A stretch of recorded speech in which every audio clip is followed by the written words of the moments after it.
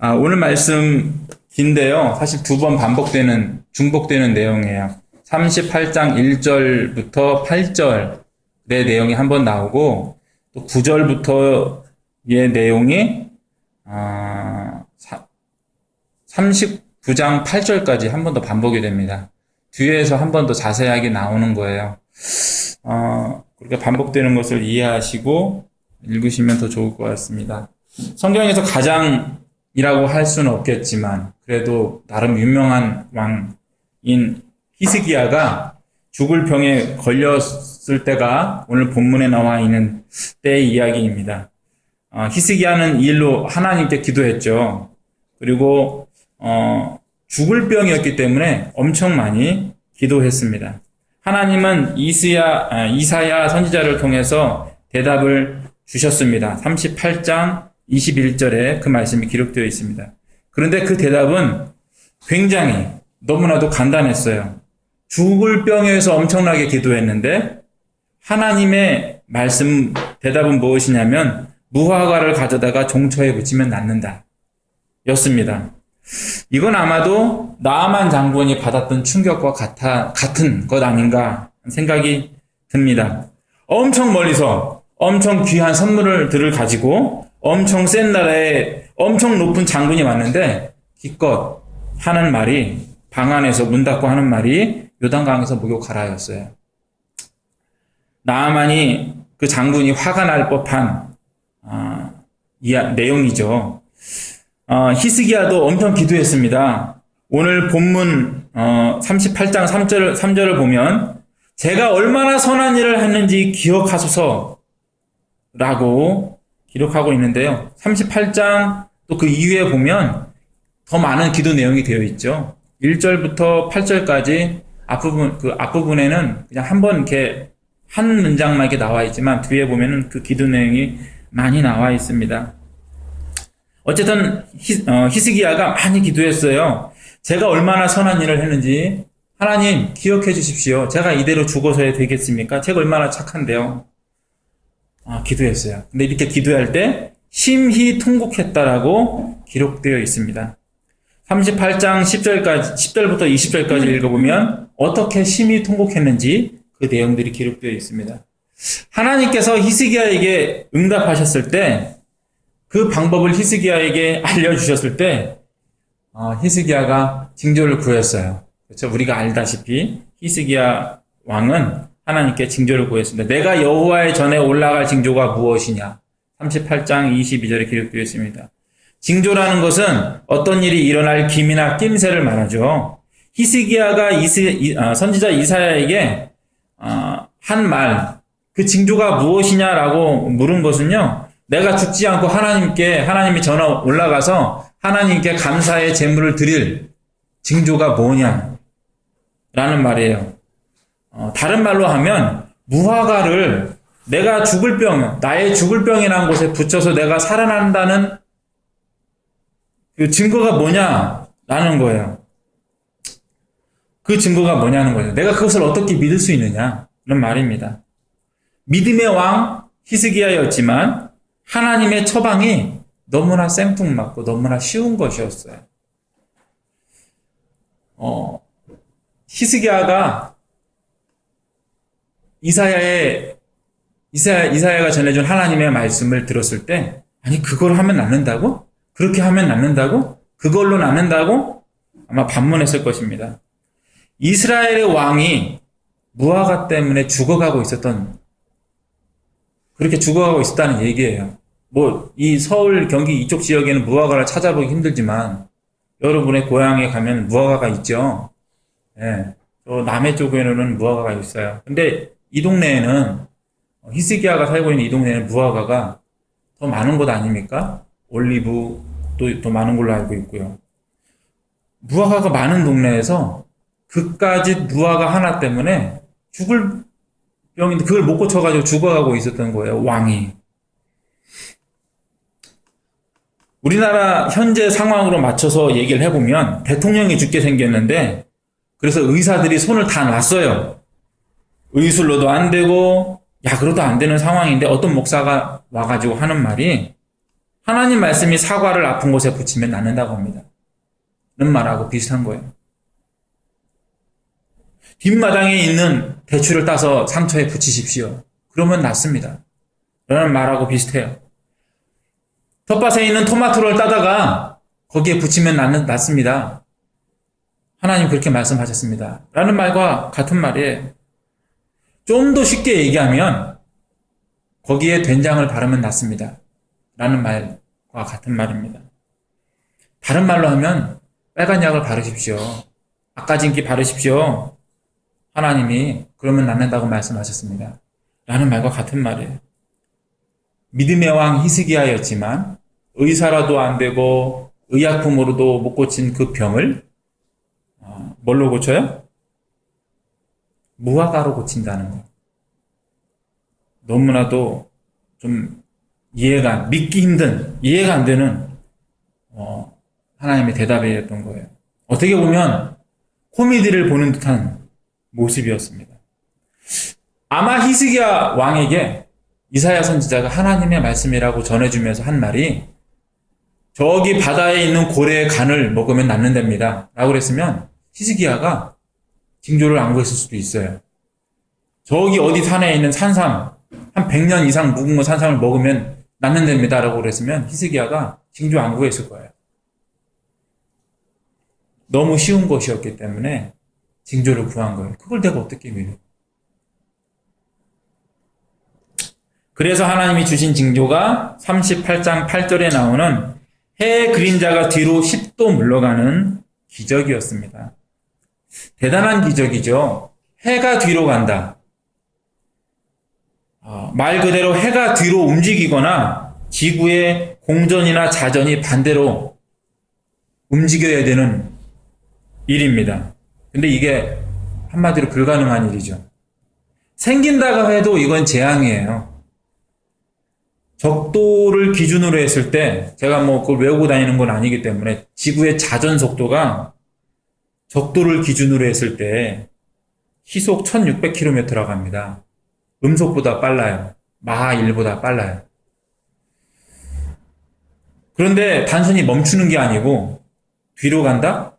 이건 대재앙인 거예요. 기차가 레일을 달리고 있는데 그게 음속으로 가는 것도 아니잖아요? 달리고 있는데 그게 탁 쓴다고 생각해 보세요. 그 안에 있는 사람들이 어떻게 될까? 물이 막 엎질러지겠죠? 사람들은 넘어지겠죠? 짐들은 쏟아지겠죠? 지구가 멈춘다고요? 바닷물이 한 바퀴 돌 거예요. 쓸고. 해일이 일어나는 거예요. 근데 뒤로 간다는 건 더 엄청난 일인 거죠. 근데 얼마 전에 뉴스가 그런 내용이 나왔는데 투명망토 있잖아요. 빛을 휘게 만들어서 투명망토를 이제 만든다는 걸 과학적인 이야기가 있는데 어느 정도 그게 이제 실현이 돼가고 있는 것 같아요. 지구가 멈추거나 뒤로 가거나 태양이 움직인다는 것보다 차라리 그냥 하나님께서 빛을 휘게 하셔서 그림자를 뒤로 가게 하셨다는 게 차라리 맞는 이야기 같습니다. 그게 맞는 것 같아요. 안 그랬으면 지구에 큰 재앙이 있었을 거예요. 예.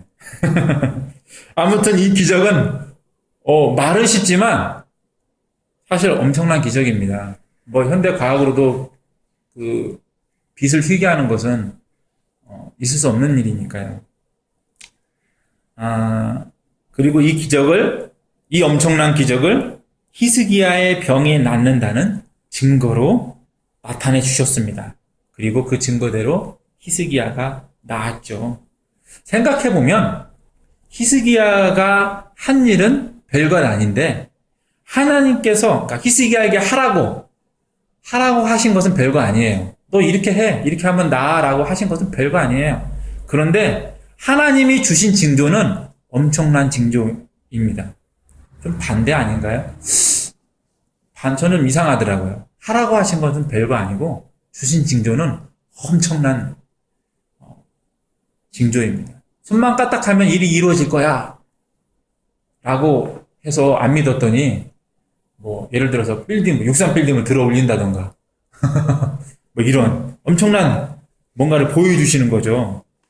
자, 인생 가운데 이러한 놀라운 일들이 있었기 때문에 성경을 읽는 사람들마다 히스기야를 아주 기억하는 사람들이 많습니다. 히스기야가 믿음이 좋은 사람이라고 칭찬하는 사람들도 많고요. 그의 믿음이 훌륭해서 이렇게 많은 기적들을 경험했다라고 생각하고 또 칭찬하기도 합니다. 하지만 반대가 아닐까 생각을 해봅니다. 많은 기적을 경험해서 믿음이 좋아진 것 아니냐는 것이죠.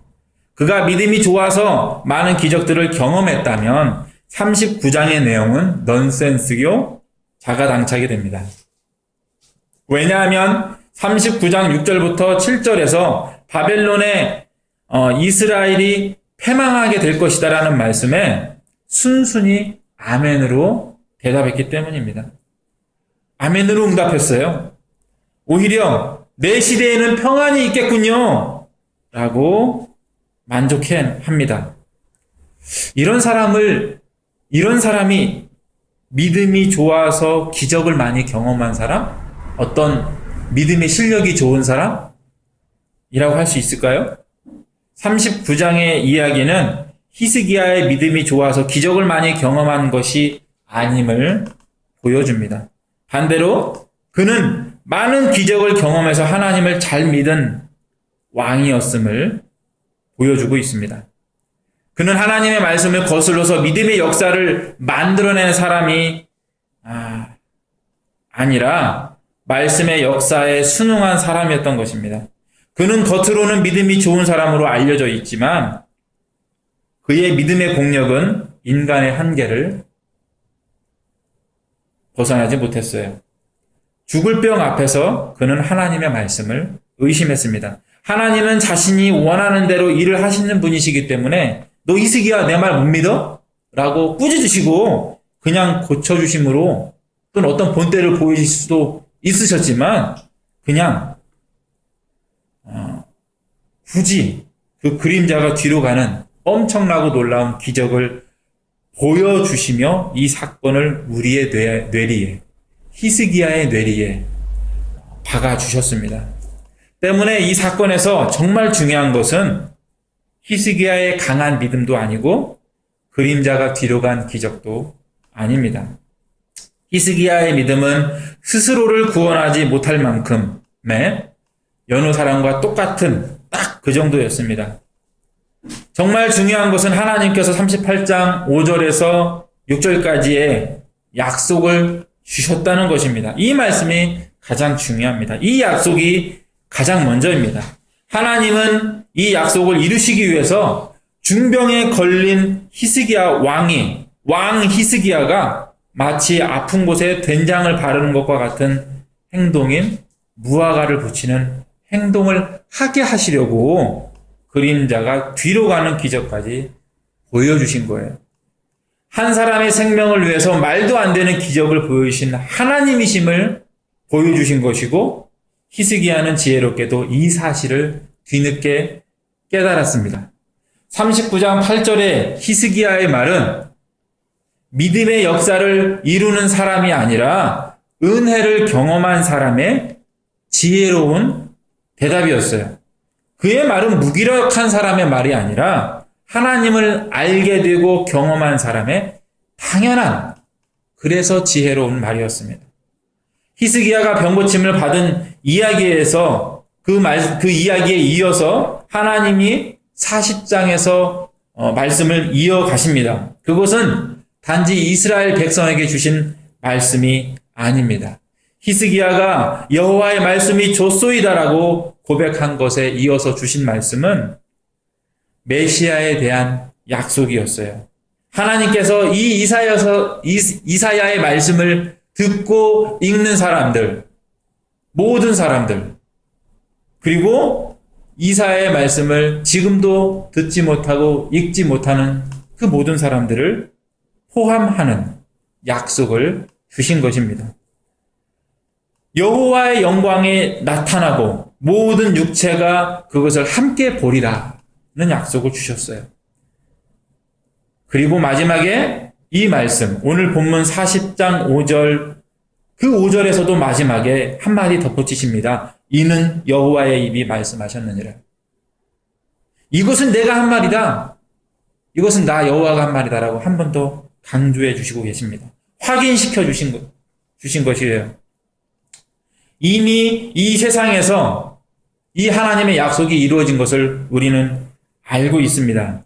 구원자 되신 예수님이 오셔서 고르지 아니한 곳을 평탄하게 하시고 험한 곳을 평지로 만드신 곳을 우리는 교회라고 부르고 있습니다. 교회가 돈의 유무, 사회적 지위의 고절을 막론하고 형제 관계를 가지는 이유, 수평적 관계를 갖는 이유입니다. 교회는 높은 곳이 낮아진, 고르지 아니한 곳이 평탄해진 곳입니다. 예수 안에서 이루신 하나님의 역사예요. 하나님의 약속은 하나님의 행하심과 이루심을 의미합니다. 하나님께서 왕인 히스기야에게 의술로도 안 되고 의약으로도 안 되는 일을 굳이 무화과를 통해서 이루신 의미. 그 의미는 무엇이냐면 말도 안 되는 일이 현실이 될 것이라는 계시입니다. 죄인이 하나님께 용서받고 죄인이 하나님의 자녀가 되는 모든 일을 죄인에게 선물로 주어지는 말도 안 되는 일. 마치 아이들의 소꿉장난처럼 모든 문제가 그냥 해결되어 버리는 사건이 예수 안에서 우리에게 이루어졌음을 미리 보여주시는 사건이에요. 약속하신 대로 하나님께서 이루어 주셨고 우리가 누리고 있는 약속입니다. 또한 하나님의 약속에 숨겨진 보석이 있음을 우리는 알고 있습니다. 그것은 단지 험한 곳이 평지가 되는 곳에서 그치는 것이 아니고 또 단지 여호와의 영광을 보는 것에서 그치지 않아요. 하나님 우리에게 자녀라는 빛나는 보석을 선물함 속에 숨겨 넣어 주셨습니다. 구원이라는 선물 상자 안에 자녀됨이라는 보석이 준비되어 있었던 것입니다. 우리를 놀래키시는 주님, 제대로 선물하실 줄 아시는 하나님이십니다. 그래서 하나님께서 우리를 위해 준비하신 천국의 파티, 천국의 삶은 정말 기쁘고 재밌을 것입니다. 우리가 죽음에도 불구하고 하나님을, 천국을 기대하는 이유입니다. 그리고 우리는 여호와의 영광이 나타나고 모든 육체가 그것을 함께 보리라는 이 말씀이 예수님의 성육신을 통해서 이미 이루어졌고 앞으로 예수님의 재림을 통해서 한 번 더 이루어질 것을 믿고 있습니다. 하나님을 본 사람이 아무도 없다는 성경의 말씀이 있지만 예수님이 오시고 그래서 예수님을 만남으로 하나님을 본 수많은 사람이 있고 예수님 안에서 하나님을 보게 된 사람의 수가 지금도 더 많아지고 있는데 예수님이 다시 오실 그때에는 모든 사람이 선명하고 분명하게 내 눈으로 하나님을 보는 영광과 기쁨을 누리게 될 것입니다. 그래서 예수님이 다시 오시는 날 우리가 받은 약속은 현실이 될 것이고 완성될 것입니다. 그때에는 우리가 기대하고 있는 주님의 두 번째 약속 또 구약이 될 것입니다. 메시아가 올 것이라는 약속이 구약이 된 것처럼 예수님의 재림도 구약이 될 것입니다. 같이 기도하시겠습니다.